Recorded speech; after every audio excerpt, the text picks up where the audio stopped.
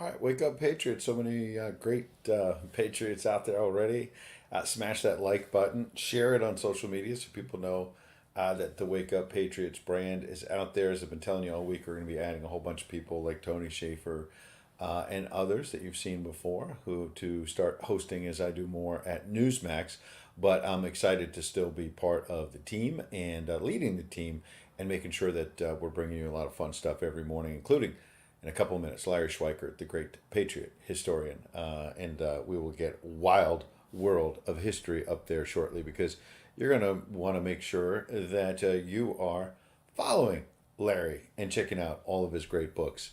And in fact, I'm going to make sure that I put that down there so when he's talking, you'll see him in a minute. On this day, in 1892, Dr. Sheffield invents the collapsible metal toothpaste tube. I didn't realize. Hats off to Dr. Sheffield. More serious issues. 1939, on this day, Hitler and Mussolini formed the Pack of Steel, aka the Axis powers. And you think about what is at stake in this upcoming election in terms of everything on the line between former President Trump and President Biden. And it was made starkly clear yesterday with the new documents unsealed from the classified documents criminal case here in the free state of Florida that shows that Joe Biden's Justice Department had a memo as part of the orders to the folks who were coming in to raid Mar-a-Lago, and it basically said you could use lethal force if necessary. What in the world is going on that in America, we actually have a situation where they were going to potentially use deadly force against a former president of the United States and anyone else who might be there in his home? Just think about this. The president, as I recall, 2 summers ago was in Bedminster, New Jersey, was not at Mar-a-Lago, but his wife could have been there, the former First Lady, his son Barron. From the documents, we see that as Donald Trump alleged from the beginning, and the left downplayed it, the FBI admits in these documents that, in fact, they basically ransacked the former First Lady's bedroom suite, as well as the suite of young Barron, the teenager, to see if what was Barron hiding classified documents? Did his father put classified documents in his underwear drawer? I mean, how stupid, how ridiculous is this? And the documents unsealed also show that they took pictures of the First Lady's bedroom and whatever else, drawers, who knows what else is in there in these files. They've only dribbled out some of it. And the FBI is out today now saying, well, no, Donald Trump's wrong, that this was just standard protocol. They went in with guns, according to the documents, ammo, handcuffs, and these bolt cutters because they said at one point in the documents they were going to go door to door in Mar-a-Lago. If there were any guests there and they didn't open the door, they were going to break the locks. They're going to pick the locks, going to knock down doors undoubtedly. And Christina Bobb, who's now been indicted in Arizona, and we'll show you maybe in a minute, a mugshot kind of went viral yesterday because she and Rudy Giuliani, Mark Meadows, all kinds of Trump allies now have been indicted in Arizona, as we talked about a couple weeks ago. It's back in the news because they were officially arraigned yesterday. Christina Bobb says, first of all, she was at Mar-a-Lago. I bring her up because she was at the raid of Mar-a-Lago representing the Trump legal team at that time. Now she's representing the RNC, but at that time, 2 summers ago, she was part of the Trump legal team, and since she had lived at the time in Florida, was the closest person to Mar-a-Lago, and apparently raced over there. And she was out on X last night saying, with this use of deadly force, if she had made a wrong move, basically she could have been taken out. If Donald Trump had all of a sudden jumped on his plane, this went on for hours and hours, and showed up and made the wrong move, were they prepared to take out a former president? This is sick. This is incredible. This is third world stuff. And we've been talking about it for a long time. And we're going to talk about it with Larry in a minute. It's sickening.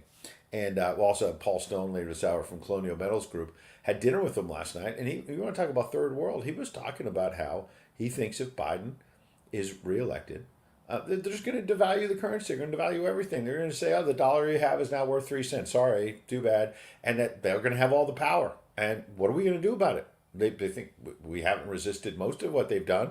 And so he's going to lay out some of the kind of the stark realities of the current situation and what to do with your money. So we'll talk about that later this hour. And I know there's a lot of people in the live chat. Do you do this?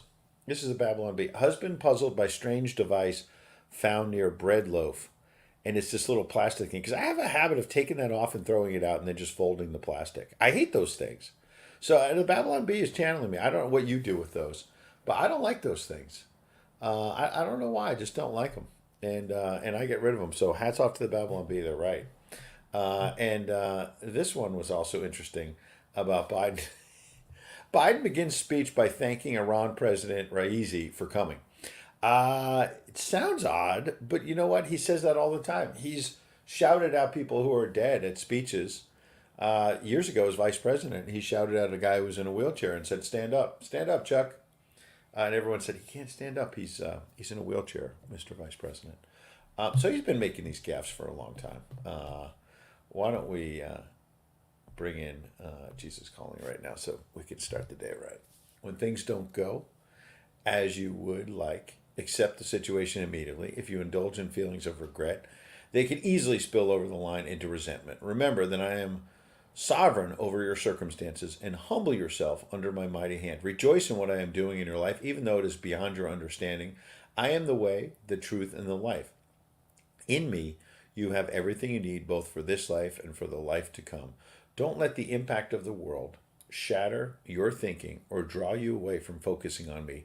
The ultimate challenge is to keep fixing your eyes on me no matter what is going on around you. When I am central in your thinking, you are able to view circumstances from my perspective. And this is inspired in part by the John Gospel 14:6. Jesus said to him, I am the way and the truth and the life. No one comes to the Father except through me. That's a beautiful way to start this day. Always great to have so many Patriots in the live chat this early. And I will tell you also, I want to mention twc.health/wake up, title sponsor from the beginning, the medical emergency kit. I told you about all the other supplements I bought last week. They just showed up this week. This is the blood sugar balance that George Colella has been talking about. That's sort of a natural supplement, as opposed to a lot of the other things on the market that people are doing using to deal with blood sugar. This is multivitamins in a gummy form. I prefer that instead of swallowing those multivitamins, which can sometimes be nasty. This is a chewable vitamin C, which is important.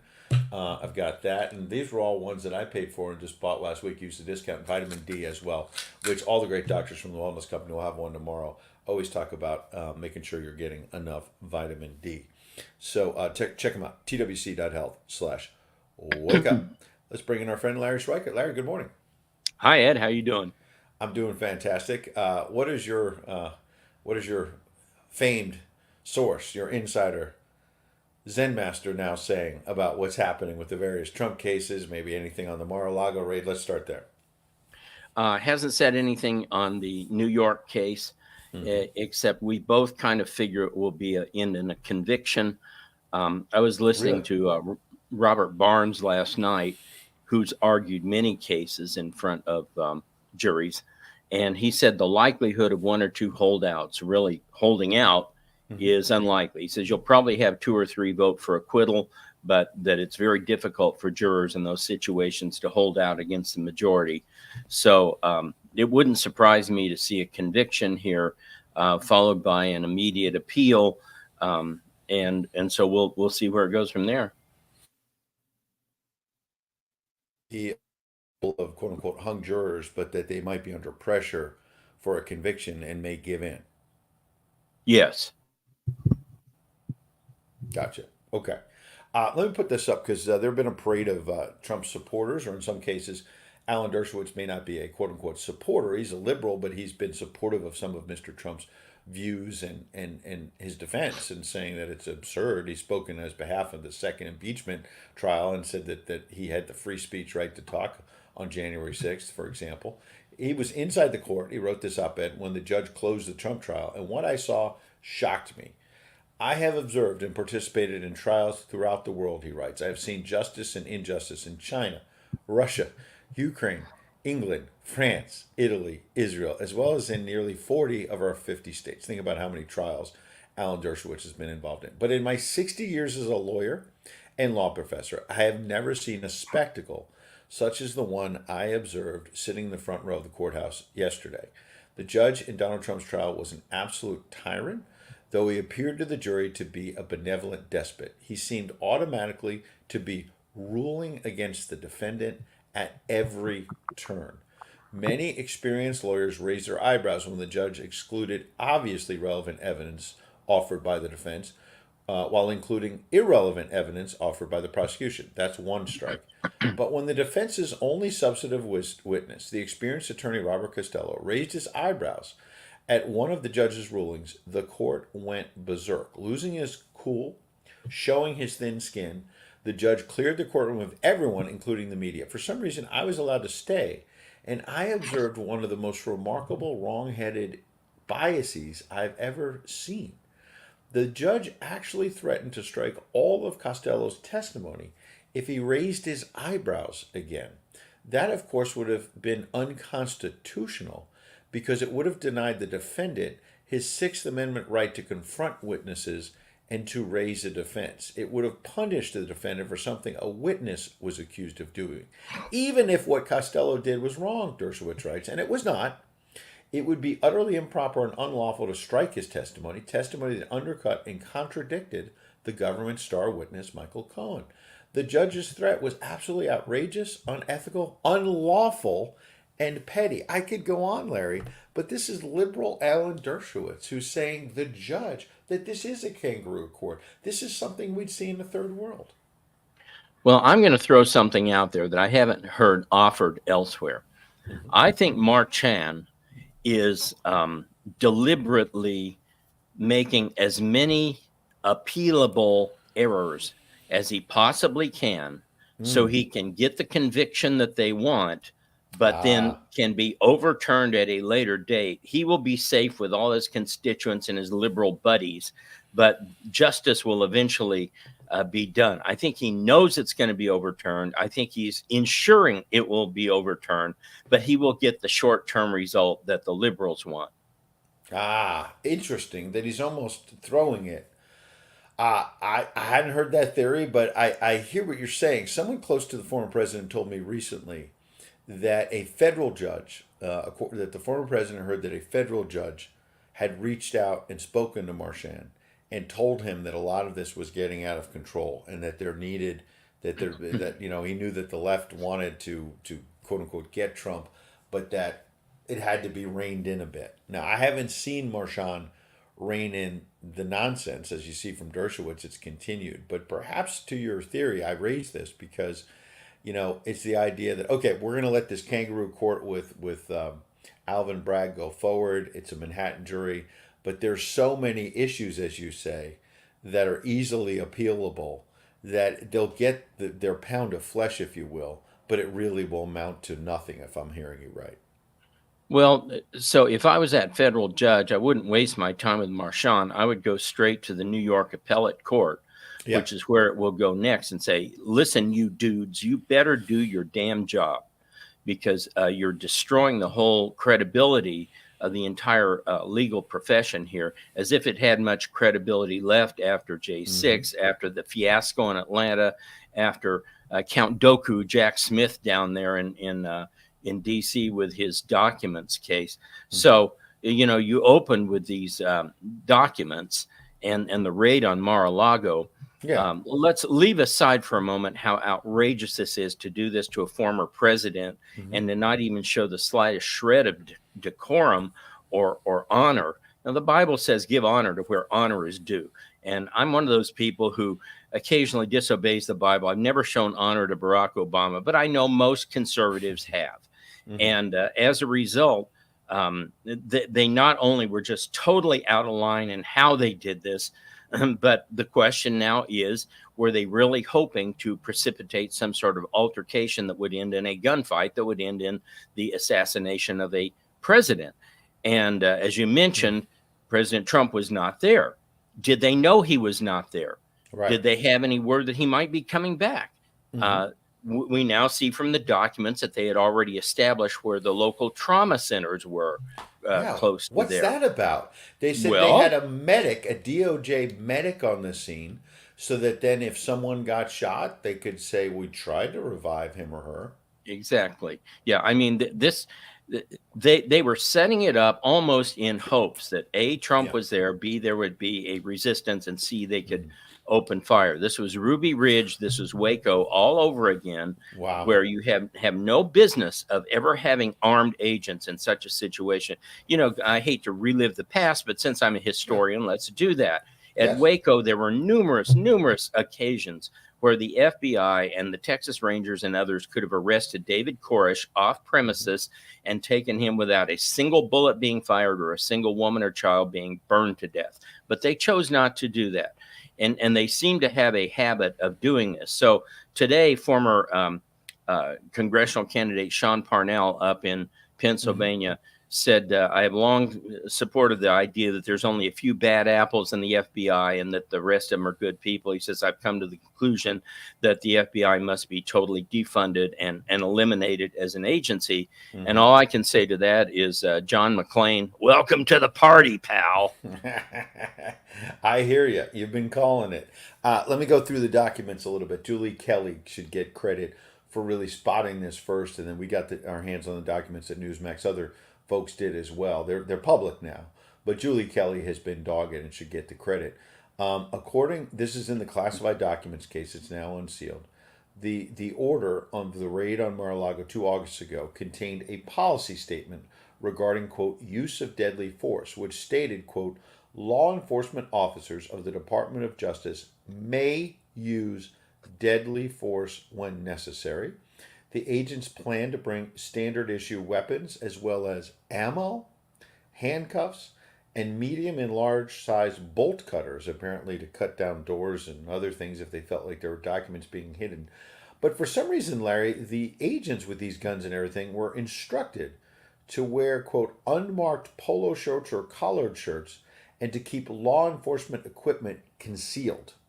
I guess so that, if there were guests at Mar-a-Lago, whatever, they can try to downplay all of this. But I don't know how you downplay a raid, and I don't know how you go in. The FBI today is saying Donald Trump is exaggerating, that you and I are exaggerating, that this is a standard piece of paper for any raid about the potential use of deadly force. My question is, this is not just some random raid. This is the private home of a former president. Honestly, the private home of you or I or any American citizen should be treated based on our Constitution very carefully. This government doesn't seem to care, but to go to a former president's home with a raid, with guns, with quote unquote ammo, and instructions to conceal your law enforcement equipment, and to have a medic on the scene, and then a map leading them 17 miles, I think, to a trauma center, and saying, if necessary, you can use deadly force at the private home of a former president. I'm kind of, it leaves me speechless, Larry. It really does. Well, the fact that they were instructed to go in without proper identification further cements the notion that Hmm. they were there to cause confusion, to provoke an altercation, to we Hmm. see these guys. I'm sure they're interns at the Fed facility there for the FBI, but you see these guys marching around from time to time with American flags. They're all in khakis. They're all have their face covered. You notice they never get arrested where their faces are revealed. Right. And these guys are very clearly Fedsurrectionists. They're out there trying to make it look like there are these right-wing groups in America, which there's very, very few of. There's far more dangerous left-wing groups out there everywhere. They're the people who, shut down traffic in the middle of the day. And just the other day, they showed up. The pro-Hamas people showed up at the University of Michigan Regent's house and Hmm. staked him out. So this is totally getting out of hand on the left. But the fact that they were not in uniform suggests that, again, they were there trying to provoke some sort of altercation. Now, if they knew President Trump wasn't there, who are they trying to provoke an altercation from? I don't know if you got a picture of Bill Murray from Groundhog Day, but what, one of the groundskeepers? Is that what they Right. hope to get a fight with? It's insane. And by the way, we'll back to the raid in a second, but this isn't breaking news. This is video in Washington. The RNC headquarters is under lockdown. Reports of a suspicious substance on site. The reports suggest that maybe some vials of blood were sent to the RNC. This could be a whole lot of nothing, or as we discuss these things, There's a lot of weird things that have been happening. There was an alleged pipe bomb outside the DNC and the RNC in Washington before January 6th, and then the video tells a much different story. All of this is very strange, but we'll follow that breaking news as well. This is Julie Kelly, more on the raid at Mar-a-Lago. Oh my God, she writes, armed FBI agents were preparing to confront Trump and even engage Secret Services if necessary. They were going to go door to terrorize Mar a Lago guests and even pick the locks. I mentioned the bolt cutters and everything. Gestapo, she says, and she's referring to this document that says should the Secret Service provide resistance or interfere with the timeline or accesses, FBI will engage with da, da, da, da, da. I guess there was some liaison between these two law enforcement agency and the U.S. Secret Service point of contact. Should Mar-a-Lago guest reception be unwilling to provide a list of occupied guest rooms, the FBI search team will knock on each guest room door to determine occupation status. FBI will request a map, a list of rooms, and skeleton key cards for all rooms from the Mar-a-Lago staff. And they said an FBI team with lockpicking equipment will be on scene. I guess let's start with the Secret Service because I know a lot of these agents around the former president, having covered him and others, and there are familiar faces who used to cover Obama and then they get scrambled over to another side. And these are people just trying to do their job. And the idea that the FBI was preparing for even a potential gunfight with the Secret Service, I mean, seems insane. Yeah, it's conjuring up notions of a Reichstag fire moment where they can create such a firestorm that they could lock the country down, declare martial law. And I don't anticipate that. I'm just saying put nothing past these people. Correct. Um, you know that we know how they would do their check of these guest rooms with their knocking, right? They'd smash the door and then go knock knock after the door is smashed in. I guess the one thing that comes out of this is the role of the Secret Service. They appear to be perhaps the one government agency that has not been thoroughly corrupted. If the DOJ thought that they were going to offer resistance, and we know that their heritage and their reputation is that they protect any and all presidents, regardless of their views of that particular person, and that they're willing to lay down their lives for them. And so perhaps the Secret Service is the last good agency in all of Washington. Maybe so. We'll get a little history lesson from Larry in a moment. I mentioned Christina Bobb, one of the attorneys. So this went a little viral yesterday because she posted it and ABC News and others got it. This is her mugshot because she and others were arraigned in Arizona yesterday over that fake electors case you and I talked about a few weeks ago. But I bring her up because then it just so happens that now she's the attorney at the RNC focused on election integrity. 2 summers ago, she was an attorney for either the former president's just personal stuff and or his super PAC because there was not even an official campaign, as I recall, 2 summers ago. He announced shortly thereafter. And so she was one of the first people to go to Mar-a-Lago to say what the hell is going on here because she, I think, was in Florida at the time. And so she hears all what you and I are talking about, says, WTF, they were prepared to kill me? A few dozen FBI agents versus me, and they were ready to kill me? What in the world happened to the United States of America? FBI was authorized to use deadly force in classified doc search at Trump's Mar-a-Lago. And again, she was there, Larry. Well, what happened is very simple. I mean, we really need to just state it flat out.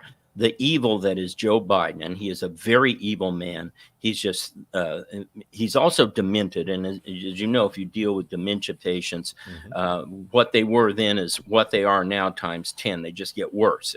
He's gotten meaner. He's gotten more vindictive. He's gotten more evil. And that trickles down to the evil Merrick Garland, or Grand Moff Garland, as I call him, from the Star Wars. This guy is a total toady who does whatever his master wants him to do, or whoever's handling the master at this point. Hmm. And he's just thoroughly destroyed the Department of Justice, making it now the Department of Injustice. And so why are they doing this, and why is this happening now? And the answer is very clear. The polling is Yeah. unrelenting. Joe Biden is getting his butt kicked by Yes. Trump in all the swing states. Every once in a while, a poll will show that maybe he's up one in Michigan or tied in Michigan, but almost all the polling from Harvard Harris, New York Times, Morning Consult, Echelon, all these polls are showing Trump is up in almost every single swing state, to the point that Laura Trump last week said that both Minnesota and Virginia are now on the expanded map, quote, and some others. Well, what Yeah, are you the were the others? first to say that here, and I've since backed that up. You're right. Laura Trump and others are saying it, and I would add New Jersey and potentially New York. I went to Siena College. There's a Siena College poll out I heard about this morning. I'll try to find it in a minute. That suggests we're getting into maybe single digits in New York between Trump and Biden. Well, my map would look like this. After you secure the Midwest of Wisconsin, Michigan, Pennsylvania, then Nevada, which is trending very heavily Trump because of the Hispanic vote there now. Next up would be Maine and Minnesota, probably a tie there. A poll came out yesterday with Trump down just 2 in Minnesota, then Virginia. And then after that, I think what Laura Trump was talking about was New Mexico. Apparently now New Mexico Ah, is on the border, and you could be looking at, as you said, perhaps New Jersey. But we have to remember that trend is our friend, and the trend right now is that more and more of these states are sliding away for Biden, slip sliding to the away. point where his own staff says he's got to run the table in the Rust Belt Yeah. to even reach 269. And I think right now we're at 312 for Trump, and I think very easily by election day you would be anywhere from 320 to 340. But it can get worse for Biden if stuff like this keeps happening, That's and right. if prices stay high. The Fed said, sorry, no rate cut for you. The inflation is too high. And if he keeps dabbling in these foreign wars. So Hmm. the trend is on Trump's side right now. Absolutely. So we'll get to the presidential race, just a couple items there quickly in a minute, and then a quick history lesson from Larry, and then we'll bring in our friend Paul Stone to talk about how debt keeps piling up, what you need to do to bulletproof your finances. But when you say the trend is our friend, it's not just about the presidential race, right? It's little signs out there in other states, like out west where you are. I don't know if you had a chance to focus on this, but there was a primary. And by the way, real quick, I see in our chat, Laura points something out great. Whose Coke was found over there at the White House? The Secret Service knows and won't come forward. Could they be as corrupt as the FBI? And I would add, and the reason I mention that is it's kind of amazing to me, not kind of amazing, it's pretty amazing, that the amount of agents and the potential use of deadly force they sent to Donald Trump's private home for an FBI raid. And then at the People's House, at the White House, Larry, where Joe Biden is residing right now, cocaine was found. And they never got to the bottom of it. They didn't raid that. They did nothing basically. They just they swept it under the carpet. Well, I would say this, that tends to support my earlier view that the Secret Service rallies around whoever is in office at that time. They do their job. They're not going to be the ones to rat out whoever was using the coke, whom everybody assumes was Hunter. But at the rate he's on drugs, I wouldn't put it past Biden himself. You know, President Trump last week suggested that before they debate, Biden needed to take a drug test. I think if they did that, they'd find he's higher than a Chinese spy balloon. I get it. It's that's why Donald Trump is talking about a drug test for Joe Biden in the debates. I'm sure they will not agree to that. But let me quickly talk about Oregon. Progressive Democrats took a pounding in last night's primaries. You have the Oregon DA Mike Schmidt elected in a 2020 landslide, Larry, as a criminal justice reformer, on track to lose to Nathan Vasquez, a prosecutor in his office, who blamed Schmidt for lower clearance rates and higher crime. The Portland, it's interesting, all these lefties elect this DA, like we've seen in San Francisco and New York and everywhere else. And then it turns out that on this platform, this prosecutor had of defunding the police and they actually were decriminalizing drugs out there, as I understand, and then had to kind of overturn that because it was such a mess. And they've got homelessness and drug problems. So you've got the DA's race where the left loses. And then there's a woman named Shashila Jayapal, who's the sister of the congresswoman of the same last name, of course, Jayapal, who runs the Progressive Caucus in the House. And this sister was endorsed by Bernie Sanders, a sister of Pramila Jayapal, lost handily to State Rep Maxine Dexter after millions of dollars in last minute spending attacked Jayapal's record. APAC celebrated Dexter's win, the more moderate Democrat, because Jayapal, as you know, all of these far lefties have been attacking Israel, Larry. And so I raise this because now, even in blue states like Oregon, some of these progressives are going down. A DA who didn't really want to back the police wanted to decriminalize drugs, all of those crazy things, those crazy policies. It seems like it's catching up to some of these folks. Your thoughts? Well, when you say they're going down, they're going down only by a tiny degree. I mean, I would argue that these people, whether it's the mayors in the big cities, a lot of these prosecutors, some congressmen, senators in some of these areas, what the Democrats are trying to do is what some addicts try to do. Well, I'm just going to use a little bit of drugs. I'm okay. I'll control it this time. I'll control my use.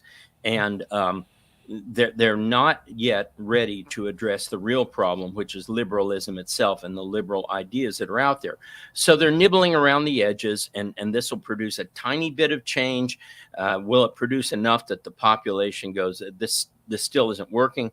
I don't know. I think they're going to continue to decay. You know, we had a story that the Russians had closed over something called a borehole that was termed the entrance to hell.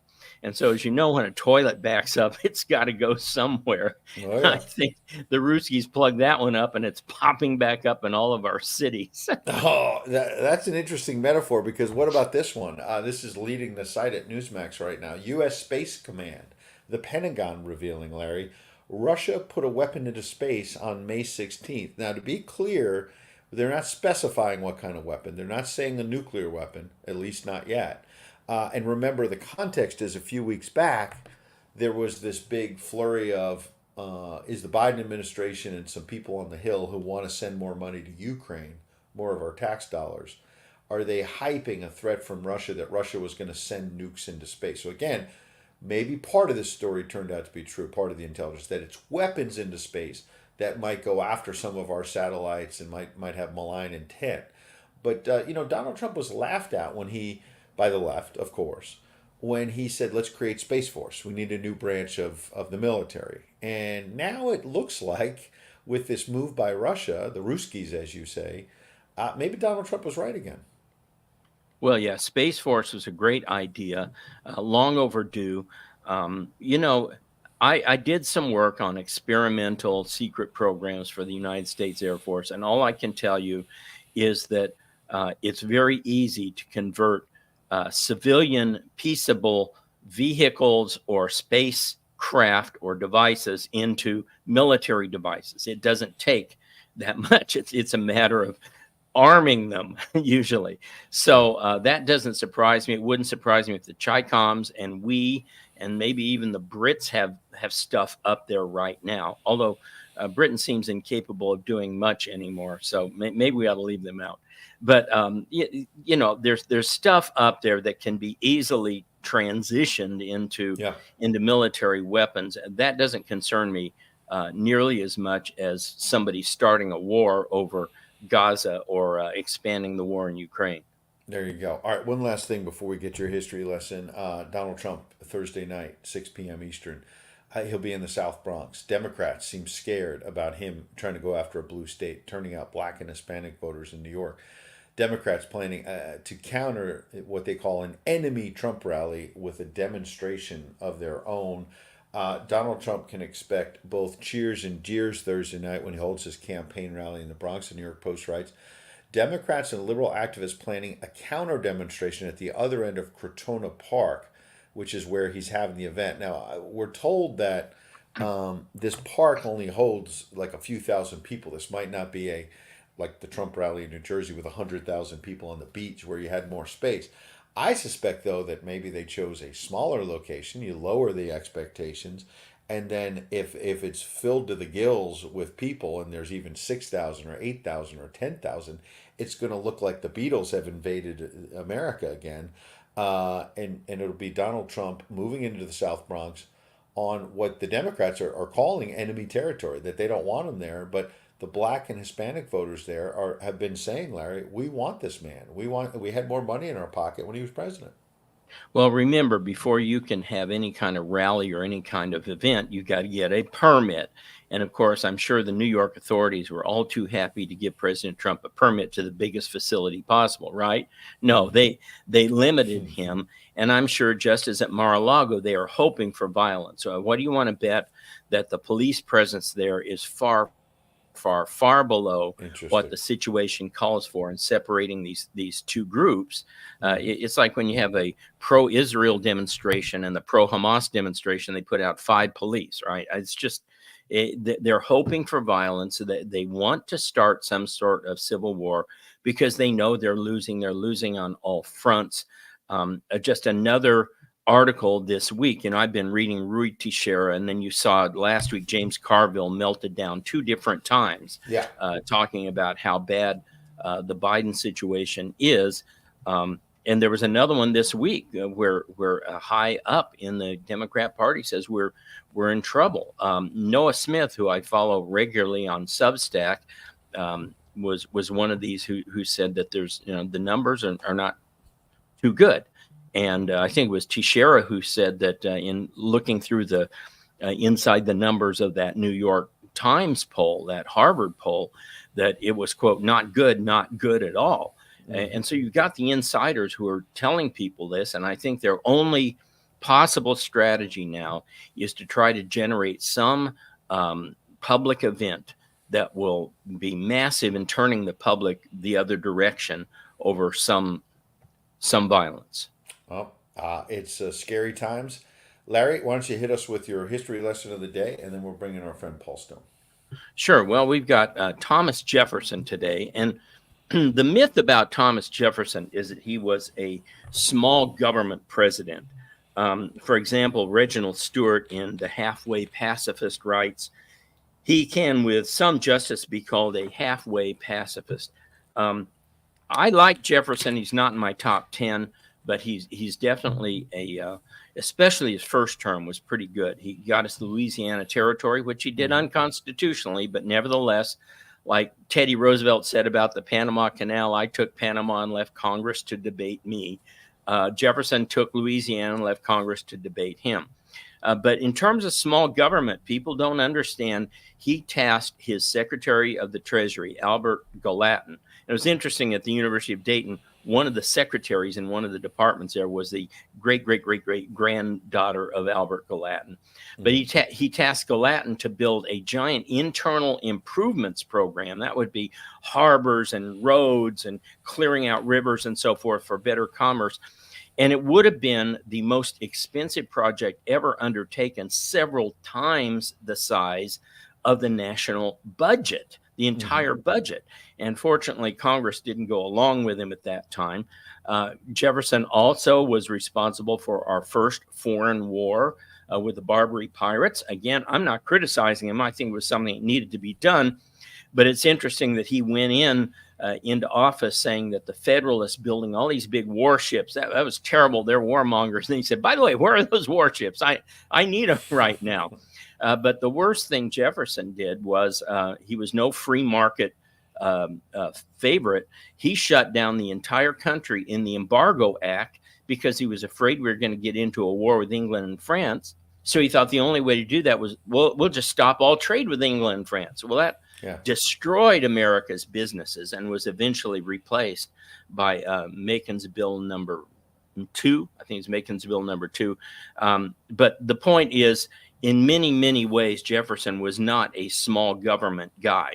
His rhetoric was small government, but his actions were something quite different. There you go. You can see it at the bottom, wildworldofhistory.com. Check out Larry's books. Larry, we appreciate you every single week. Take care, buddy. Yeah, I'm going to be with you, Ed, here on Thursday. I'll be down in, is it Kissimmee or Kissimmee? Kissimmee, it's a little north of us, but there's now a train called the Bright Line where you could probably hop on there and be down in Palm Beach in 2.5 hours or so if you want. I'll buy you dinner. Well, What do I you will think? be at the Florida Parent Educators Association giving a speech there. And of course, I will have the wildworldofhistory.com there. I love it. It's probably too much of probably like a 5 hour round trip. But next time you're a little further south, we look forward to the stakes on me. Thanks, buddy. Yep. Thank you. All right, always good to have him. The stakes on Paul Stone, if you go out with him. He's a great man. He's very generous, and he's going to be on in just a minute.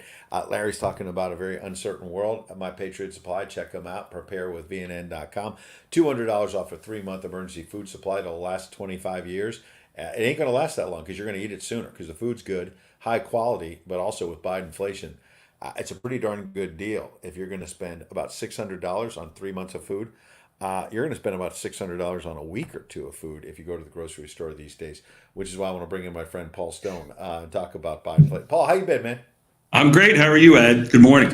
Good morning. Great to see you. A lot to get to this morning. When you hear Larry talking about the Spend Fest in Washington and the lack of leadership, which I know is something that matters a lot to you at Colonial Metals Group. We'll talk about what your people do when they listen to a lot of problems people have right now in the country, and we'll get to that in a minute. I wake up this morning. You and I had a wonderful dinner last night. I wake up this morning and see, guess what? Joe Biden just canceled another $7.7 billion in student debt while we were having a couple of steaks. And this is no joke. I sort of put a lighter thing on. Oh, I wake up to this. He's done this 7, 8, 9 times. This is now billions and billions of dollars that we pay for. Everybody in the audience pays for. He's canceled the student debt of another 160,000 borrowers to the tune, as you see, of $7.7 billion. We're $34 trillion in debt. The interest on the debt continues to rise. But he just wants to get reelected, Paul. He just wants to get young people who don't trust him on the Israel-Hamas war and other subjects. He just wants to buy their votes, but he's using our money, Paul. Right. In a way, it's like putting out a fire with more fire. Mm-hmm. What I mean is it's all the money printing that causes everything to rise in its cost, but wages don't rise at the same pace. So parents can't afford college anymore, so the kids have to take on the bill for themselves. And then they are, struggling to earn enough money when they enter into the workforce. And many college grads struggle to get into the workforce, at a level that should accompany their degree. And so there is a struggle in students paying these loans back. But it's the government's money printing in an attempt to solve our problems over many decades that causes college to be so damn expensive. Right. It's insane what they've been doing. And they just keep piling up, and it shows a lack of leadership. And that's what, when I had a chance to really sit down and talk with you, I understood that what you do is not just about gold and silver. It's about calling out the lack of leadership in Washington and frankly beyond. I don't know if you caught this story, but we have a border crisis. It's one of the many things that people in Washington, both parties, should be dealing with. But the mayors and the governors are now involved. And Eric Adams says here, I'm not concerned as speculation mounts that ex-governor Andrew Cuomo could run for New York City mayor. He might be taking out Eric Adams. But I raise him because, I don't know if you caught this, but last week he said we have a shortage of lifeguards at the beaches in New York this summer, Paul. And he said, I'm thinking about taking some of these illegal immigrants who are in shelters and I'm using taxpayer money to pay for them. I don't know what to do with them, and I don't know what to do with the shortage of lifeguards. So his solution is that we have illegal immigrants from, China, the Mideast, Russia. They're just pouring in right now. And I'm gonna kind of lay out what they're saying. They're saying basically that we need to get in now while Biden's in office because Trump's not going to let us in. And that's literally what they're saying. And I'll show you that in a minute. But Eric Adams said, I want to take these illegal immigrants who obviously can swim, he said. They made it across the Rio Grande. So let's turn them into lifeguards. This is their idea of leadership, my friend. Yep, it's an abomination of thought. It's literally ludicrous. I've said many times, if you kind of consider that the kids are running the daycare, that's what Congress and government officials and government leadership mirrors to me. Their decisions are reactionary devoid of thought or forethought. And they're also devoid of something that makes me angriest the most: consideration of what our input should be. We did not hire a government. Folks didn't ride across the Atlantic hundreds of years ago on wooden ships to eventually have a government tell them what to do, because by that point, society had learned, the founders had learned enough that the power needs to reside with the people. They're the best problem solvers. You know, they're single parents, they're business owners, small business owners, they're workers. They have to live within their means. The government can reach a point where it doesn't. And for a long time now, the government can't be held accountable. These elections that we have every couple years don't ever lead to anything different. And so we're stuck. And when you said a minute ago, we try at Colonial Metals Group, my mantle, my job, I work for everyone listening today, is to help folks become aware that perhaps we won't change the trajectory of the government's decision making. And if we chart it out, it looks like a course that's headed straight into the ground. And what can folks do? What is in their control and make choices about, especially with their retirement savings, to protect that and make sure it stays theirs based on what we can deduce is headed our way based off the government's track record for many, many decades now. It's complete ineptitude. It is, and that's why we call it a uniparty. I promised that I would point out that this is what the illegal immigrants are saying. New York Post: migrants rushing to cross border now in case Biden loses in November. Quote, "We don't want Trump." This is Dateline Yuma, Arizona, from a couple of days ago. Migrants coming to the U.S. now because they fear President Biden could lose re-election in November and Donald Trump will shut the border. Colombian brothers Ricardo, 20, and Sebastian, 18, spoke with the Post after crossing, this is the New York Post, the Arizona border illegally last week. They said they were receiving assistance at the Yuma Regional Center for Border Health. There's actually a Center for Border Health to take care of illegal immigrants. Guess who's paying for that? They waited for a bus. Guess who's paying for the bus and the gas, which is high with Biden inflation? And to take them to the Phoenix airport, where they will later catch a flight to New Jersey, Paul. I wonder who's paying the ticket from Phoenix to New Jersey. Quote, "We think with the elections it will be harder," Ricardo said. Sebastian added, "We don't want Trump." So, look, I just want to point that out to say that the illegal immigrants know the deal, even if the mainstream media, Paul, doesn't want to tell us the truth. We figured it out for ourselves. The illegal immigrants have figured it out for themselves. And the bigger picture is they know Trump's going to close the border. But the smaller picture, as I bring the lens in there and read that, there's a border health center. There's a bus. There's a plane. We're paying for all of this, and we're $34 trillion in debt. Right. And like you said, the bigger picture is, first of all, life seems to be untenable south of the Rio Grande. Mm-hmm. So it's understandable why folks are wanting to do something better for their lives and for their families by coming here. But what Trump really stands for, because this is where media and people get it twisted, it's not that Trump is against immigrants. What he's against is disorder. And so we have disorder at the border, which causes chaos and a distraction from us being able to pay attention to the ongoings of business here in America, our own lives and the business of conducting our lives here in America. It's a distraction. All Trump is standing up for is the written word, the rules and regs, the laws that are on the books. That's all he's standing up for, and challenging Congress to make better rules and regs that deal with immigration so it's processed in an orderly manner, which is much more fair to those that want to come here. Mm-hmm.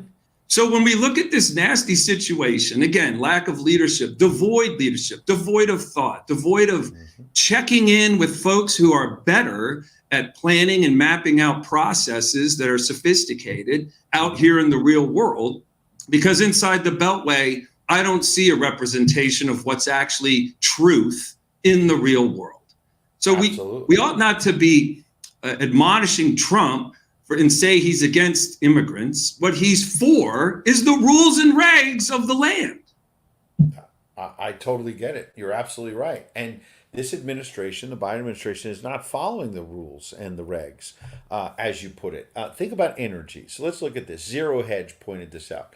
This broke late yesterday afternoon. The entire U.S. Northeast Gasoline Supply Reserve. I didn't even know we had that on top of SPRO, the Strategic Petroleum Reserve, which, as you know, Donald Trump filled up when gas prices were low. So Right. that because it's supposed to be used right. So let's stop right there. And then I'll tell you what we're doing now.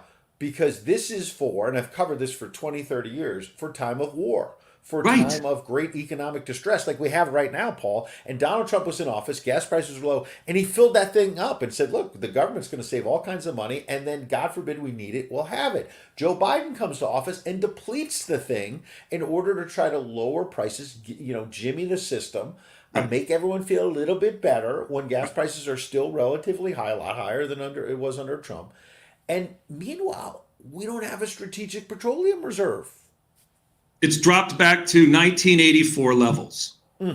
That's the level it seems to be at these days. And yes, so strategic is the key word to pay attention to, and then petroleum, and then reserve. Strategic. When you don't want to be relying on oil from the Middle East because maybe we're in a conflict with them that they don't appreciate our position on things and don't want to send us oil anymore.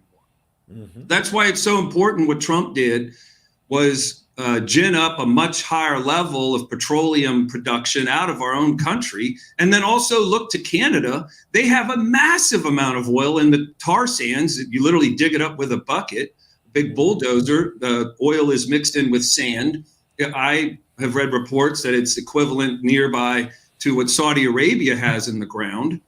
And this pipeline, it would have done a lot more than create jobs. It just would have been getting a petroleum supply from a friendly nation that just happens to live to the north of us. Shutting all of that down is idiotic.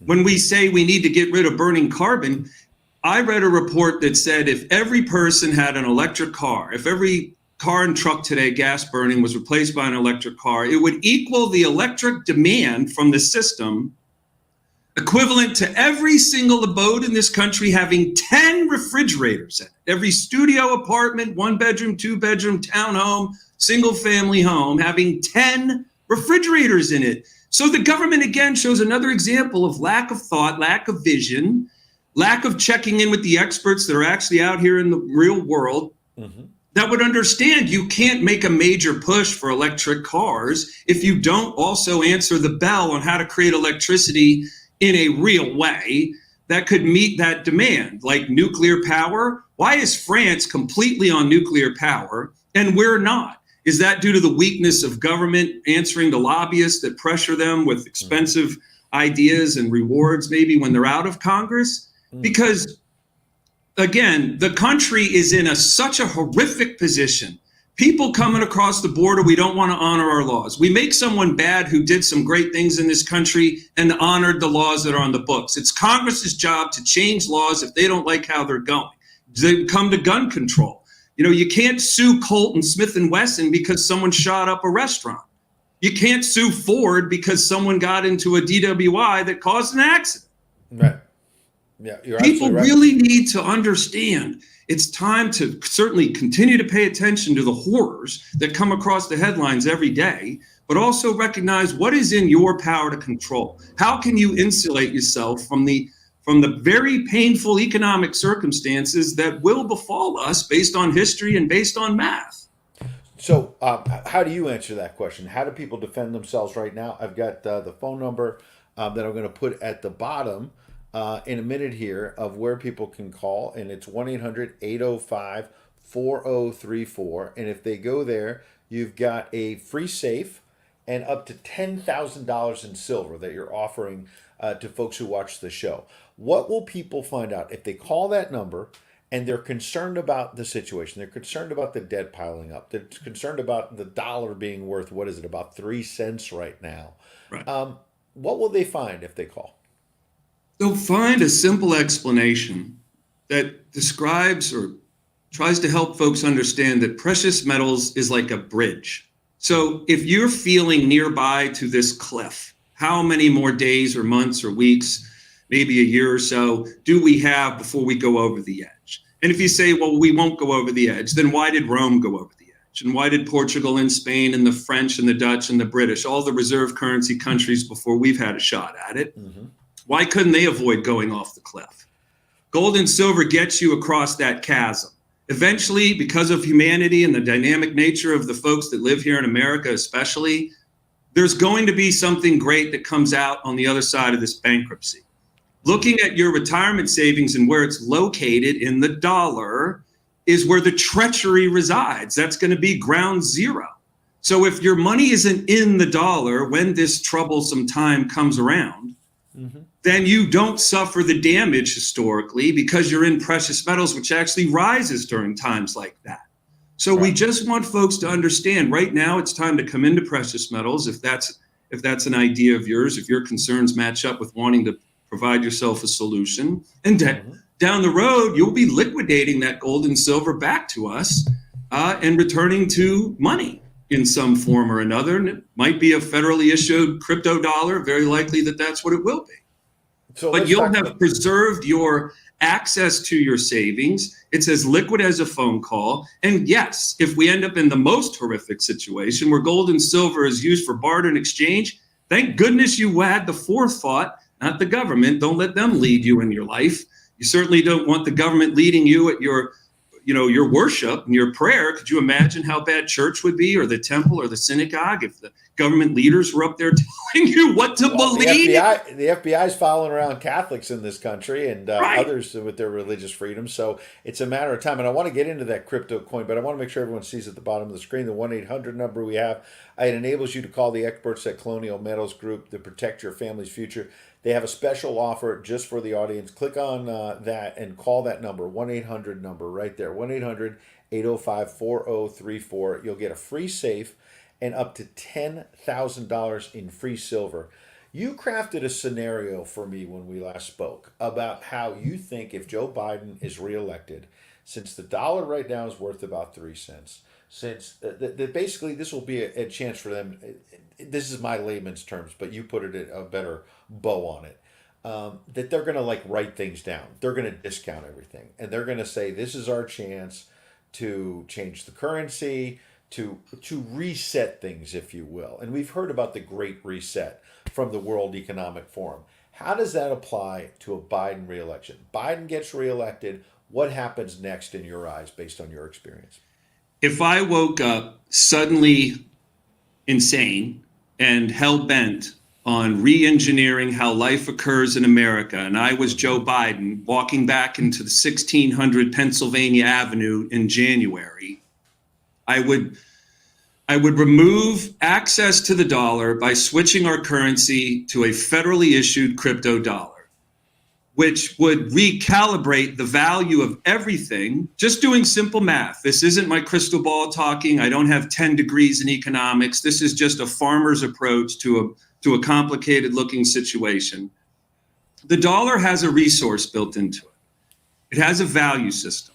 It used to be worth 100 cents. It loses around a penny and a half a year. That's the average from the year 2000 to today. In the year 2000, it was worth 56 cents by my studies and review. Today, it's worth 2.7 cents. So if next year the dollar's worth 1.2 pennies, you're about out of gas in what the dollar can afford the worldwide economy to operate by.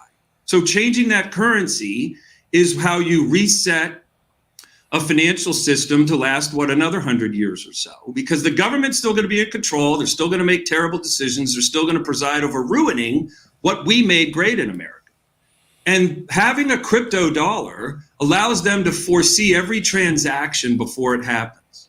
Like they literally could be generating an understanding of how you shop based off your pattern, and they could curtail what you spend money on. Hannity talks a lot about the government wanting to shut down beef.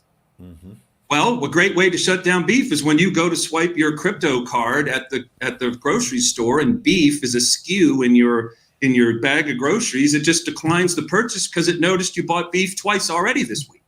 Absolutely. So I don't want to get into too much of the fear mongering, but what I do want to explain is that if you walked out and saw that your vehicle had little metal threads sticking up to where the top, the tires, you're down to the steel belt radial. It's time to change those tires immediately, or you're going to have 4 flats.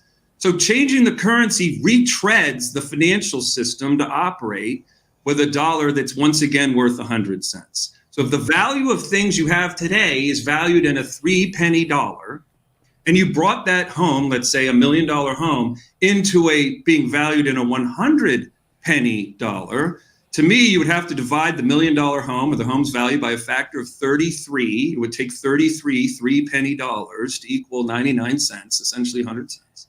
And so you'd then have a $33,000 house. And if you think I'm kidding, look back through history. Currency change is normal. We used gold and silver as money until 1933. Continued to use silver. Gold wasn't money anymore. You couldn't shop with it. Nixon ended the relationship, the paper relationship between paper money and gold in 71. That's the second currency change in less than 100 years. This would be the third. None of the European countries have their currencies anymore. They all converted to the euro. Currency change is normal, and reserve currency nations get it and lose it. They don't get to keep it forever. You look at your government and allowing folks to just race across the border, printing money to pay off student debt, all of the crazy, using illegal immigrants as lifeguards, just all the crazy ideas that they have. Would you put them in charge of your household finance? And if not, No. You need to take matters into your own hands. Yeah, and check out the great folks at Colonial Metals Group. Call that number right there. You see it on the screen. And 1-800-804-4034. And make sure you check in with Great Patriots. They're going to get a free safe and up to $10,000 in silver. So make sure you jump in there. I want to put something on the screen here, which is, I remember growing up and my parents telling my sister and I as kids about McDonald's going to Moscow and, what was going on in places like Venezuela. And they'd say, yeah, it's like you might go in and it's $14, for a hamburger. Well, like, what? It's 79 cents for a cheeseburger. It's 39 cents for a cheeseburger. That's crazy. Oh, yeah, well, the dollar's not the same. They've got different currency. They've got this. They've got, and I didn't understand the basic economic. And then I look in and I listen to what you're saying. I say, well, could that really happen here? Well, it's already happening, as you said. Yeah, it's already happened. I mean, so this is various fast food. And medium French fries, okay? End of 2019, $1.79. In the middle of 2024, $4.19. This is a medium fry. That's 134%. A McChicken, $1.29 up to $3.89. Who's to say that if Biden's reelected, it's not $5, $6? Right now, it's a 200% increase. 10 McNuggets. You think about the number of people in the country with children, and it's, I want nuggets, right? Yeah. Not the healthiest option, but here you go, and you got to feed a family of 4, $4.49. 3 times a day. Right, 3 times a day. And at the end of Trump, or near the end of the Trump administration, it was $4.49 for 10 nuggets. It's now $7.58. This is a 68.8% increase, as you know. Yes. And the paychecks are not keeping up. So it seems to me it plays right into what you're saying. You're going to take this into your own hands because it's already spinning out of control. What you're saying is not a crazy scenario. What you're saying is happening. Yes, been happening for a long time. One of the biggest lies is the authorities and the Fed that have re-engineered the equation for how inflation is calculated. Long ago, up until about 1980, when Reagan was in the White House, they considered full-throated the cost of shelter, the cost of agriculture-related products, food, right? And if certain like cotton goes into clothing, right? Anything agricultural, and then anything petroleum-related, energy-related, because it's the CPI stands for Consumer Price Index. So it's Correct. How are we affected by the ongoings in the economy? Our prices rising or our prices, depreciating? And so it told us in a way how the government was doing, because since the Federal Reserve was created in 1913, they're the ones making choices, pushing buttons and pulling levers that affect us. So this is 350 million Americans that are suffering mightily from a massive lie when they removed shelter mostly from the calculation in 1980, and they removed petroleum and they removed agriculture-related costs in 1980, and then again in 1997. And guess when they did it most recently? It was December of 2022. When they were going to start raising interest rates in January, they recalibrated to where shelter is not included at all, to my knowledge, and hardly any weight given at all to petroleum-related products or agriculture. So what you look at when they say inflation is 5 or 6%, the old-fashioned way to count overall inflation shows a number of around 12%. And when you just look at agriculture-related products, yes, you're seeing an increase somewhere in some places 68%. But the average is around 40% from the research that I've been able to pull together. So if you saw inflation come across the screen at 12, 18, 20%, you wouldn't be thinking that this is something. You would think this is something extremely serious, and you'd be much more riled up and maybe voting or complaining in a very loud way, causing action to actually happen. The government has slipped the noose. They are no longer being held responsible by our opinions or our voices. It's a sad, sad state. People really need to recognize it isn't just recently inflation is spiking. It's been averaging around 8% a year. Commodity prices are up about 1,800% since the Federal Reserve was created a little less than 100 years ago, a little more than 100 years ago. Incredible. We look forward to talking to you in the future. Check out the phone number below, as I mentioned, 1-800-805-4034. Let the experts at Colonial Metals Group walk you through how they can help you and your family. This has already been spinning out of control. Just think about what might happen after November. Obviously, a lot of people in our chat talking about how they're praying and thinking about the future. But Paul, prayers are one thing, and we need those, and we always start the show with that. But I think that your most important point, if you want to sum it up, is when you talked about this is a bridge. You have a lot of other things that can help you, but what you really need is a bridge to make sure that your family is safe on the other side. Yes, if I may, I get fired up on your show, and I don't want folks listening to think I'm upset with them. I want to make a very important point. It's not your fault. You've been doing your deal, raising kids, helping neighbors, PTA meetings, helping, Mr. Thompson build a new pole barn, working 2 jobs. Mom has to work too.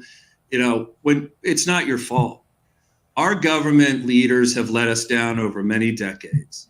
They've taken their eye off the ball. They can just print money so they don't have to communicate with us, and they don't have to even really be held accountable by us. It's not your fault. I want you to understand that in my heart, I really, really give a damn. I care a great deal about especially the folks that are in the 60s, 70s, 80s, and 90s who built this country. Mm-hmm. And so when you call us a Colonial Metals Group, you're going to be talking to someone who recognizes where you are in life. We want to help meet you where you are and help lead you to something you probably have been wanting to do for a long time, which is shift some or a good portion of your retirement savings into hard currency. It can't be printed in a lab. It's really hard to find. And human society has always considered precious metals to have an extreme value. And it's only been rising ever since we left the gold standard. Yes, there's times where it goes up and down, but I present gold and silver as a bridge or a location for your money. And it's time to really, really, really look at the proximity to how close we are to how badly things can truly go wrong. Because the most expensive thing in life is regret.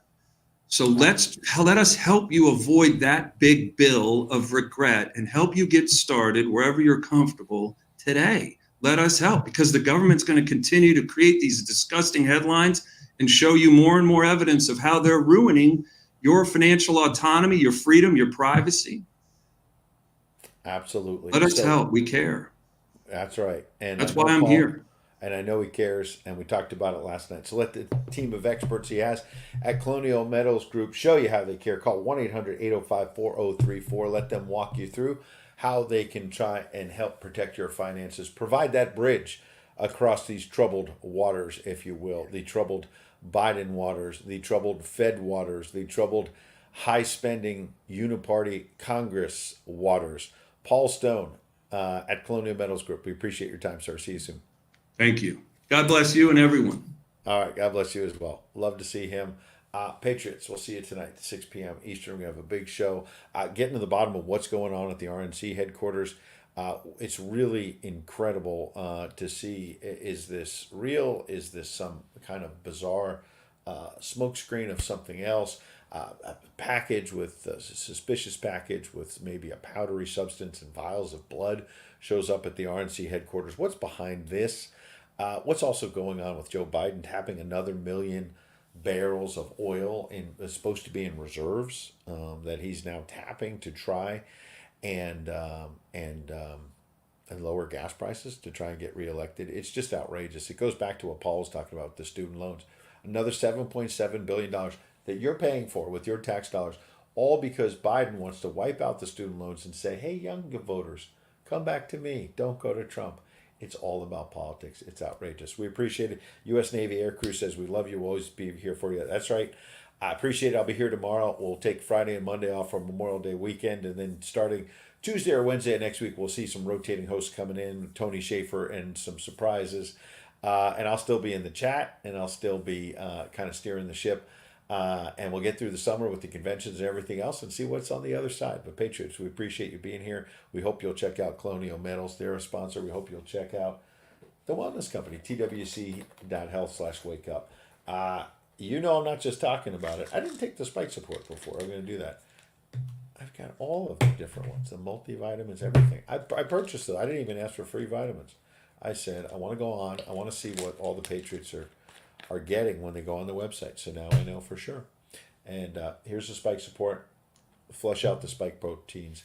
Patriots, we'll see you tonight, 6 p.m. Eastern. Stream